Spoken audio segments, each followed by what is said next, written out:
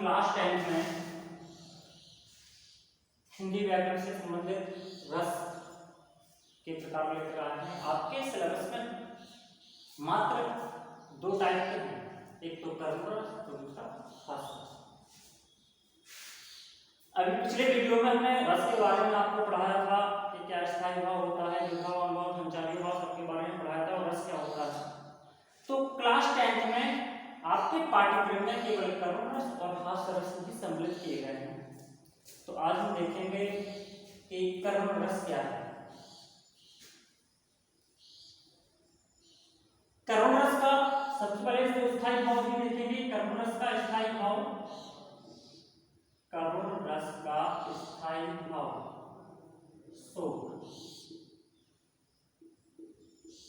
कर्म रस का स्थायी भाव क्या है? शोक। अब इसकी परिभाषा देखते हैं कि कर्म रस क्या होता है। जब व्यक्ति की कोई अप्रिय वस्तु या वैभव आदि जब नष्ट हो जाता है तो उसके हृदय में शोक नामक स्थायी भाव जागृत हो जाता है, तो वहां पर करुण रस होता है। अर्थात फिर से आपको बता दे रहे हैं, जब किसी व्यक्ति कोई प्रिय वस्तु या कोई इष्ट व्यक्ति अर्थात मतलब कह सकते हैं मृत्यु, जो उससे अलग हो जाते हैं या उसका वैभव,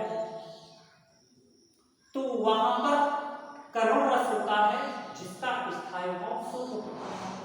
या एक परिभाषा और सरल तरीके में हम आपको बताते हैं कि सहृदय के हृदय में या किसी व्यक्ति के हृदय में जब शोक नामक स्थायी भाव जागृत हो, जब सहृदय के हृदय में शोक नामक स्थायी भाव उत्पन्न हो, तो वहां पर करुण रस की निष्पत्ति होती है।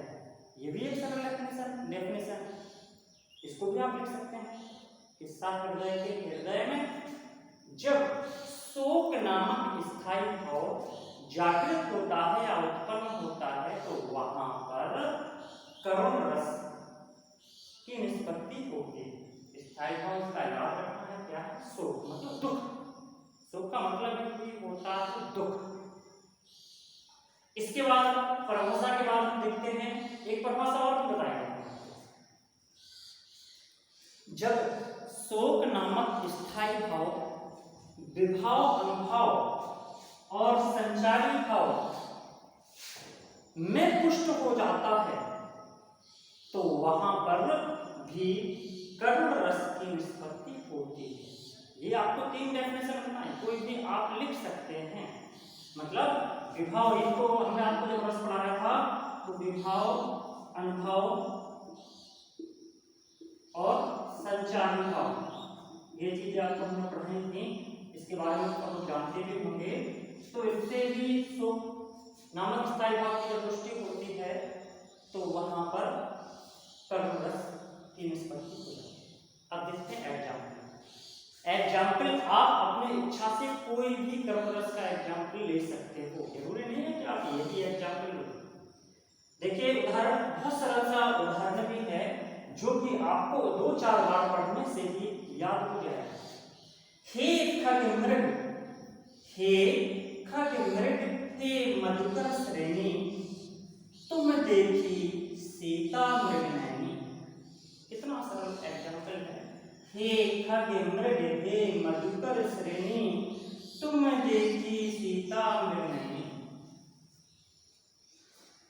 यहां पर देखिए क्या है, इसका हम थोड़ा बता देते हैं। जब भगवान श्री रामचंद्र जी सीता को खोजते हुए वन में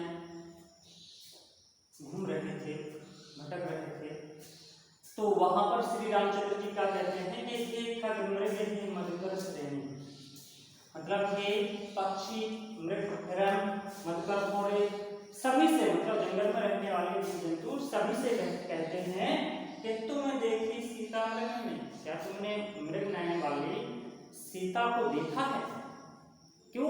यहाँ पर उदाहरण से कैसे पता चल रहा है श्लोक है? क्योंकि वो सीता जी की शोक में है, श्री रामचंद्र जी सीता जी के दुख में है। इस कारण से यहाँ पर कौन सा रस है? देखिए यहाँ पर कर्म रस, और स्थायी भाव है उसका शोक, क्योंकि भगवान श्री रामचंद्र जी के हृदय में भी शोक अर्थात दुख उत्पन्न हो रहा है। इस कारण से यहाँ पर कौन सा रस हुआ? कर्म रस। ठीक, आगे आपका हास्य रस। तो आपके सिलेबस में केवल परिभाषा, उदाहरण की पहचान, ठीक, परिभाषा उदाहरण की पहचान ये आपके सिलेबस में है। इसके बाद आता है हास्य रस। परिभाषा क्या है इसमें भी आपको हम बताएंगे। किसी व्यक्ति के रूप, आकार या वेशभूषा को देख करके, किसी व्यक्ति के रूप, आकार मतलब रूप, आकार और वेशभूषा को देख करके हमारे हृदय में जब विनोद का भाव उत्पन्न होता है, मतलब हंसी, ठीक, विनोद का भाव उत्पन्न होता है, तो वहां पर कौन सा रस होता है? हास्य रस। तो वहां पर हास्य रस की निष्पत्ति होती है। फिर से हम आपको बता दे रहे हैं, जब किसी व्यक्ति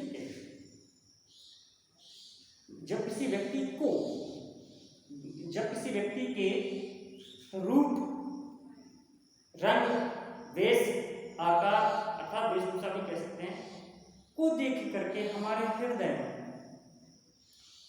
विनोद मतलब हंसी जब उत्पन्न होती है, तो वहां पर हास्य रस होता है। हास्य रस का स्थायी भाव क्या है? हास्य रस का स्थायी भाव है हास्य। ध्यान रखना, स्थायी भाव यहाँ पर हास है, ये हास्य है और ये हास है। दूसरा भी हम आपको डेफिनेशन बताते हैं, वही है, जब हास नामक स्थायी भाव, जब हास नामक स्थायी भाव विभाव, अनुभाव और संचारी भाव से पुष्ट होता है। जब हास नामक स्थायी भाव विभाव, अनुभाव और संचारी भाव से पुष्ट होता है, तो वहां पर हास्य रस होता है।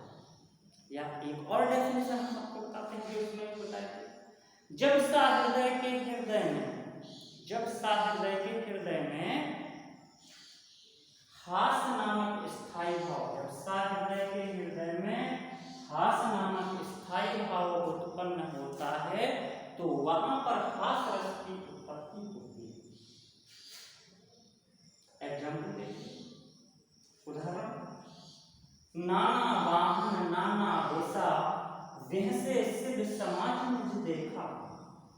यहाँ पर कितना सरल उदाहरण हमने लिया है।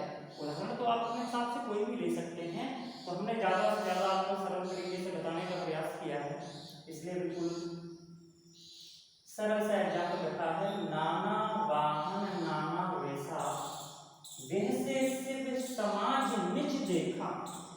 शायद है आप लोग भी समझ गए होंगे कि यहाँ पर कौन सा एग्जाम, मतलब एग्जाम्पल में क्या इसका अर्थ मतलब समझ गए होंगे कि क्या अर्थ निकल रहा है। जब भगवान शंकर की बारात जाती है,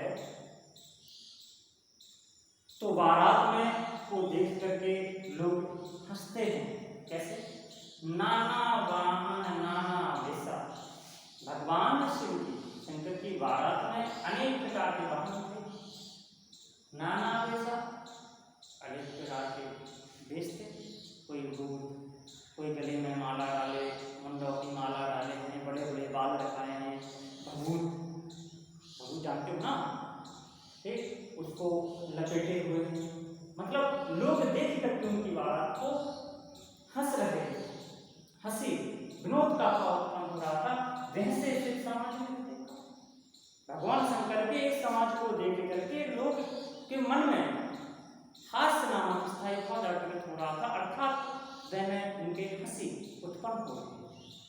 तो यहाँ पर हमने आपको कर्करस और हास्यरस के बारे में बता दिया है, और नोट भी आप लोग कर लेना कि कभी भूलो, ठीक, नोट कर लिया करो, जिससे कि हो सकता है 1 महीने 2 महीने बाद आप उसको देख सकते हैं, लिख भी सकते हैं, फिर से नोट कर सकते हैं, ठीक।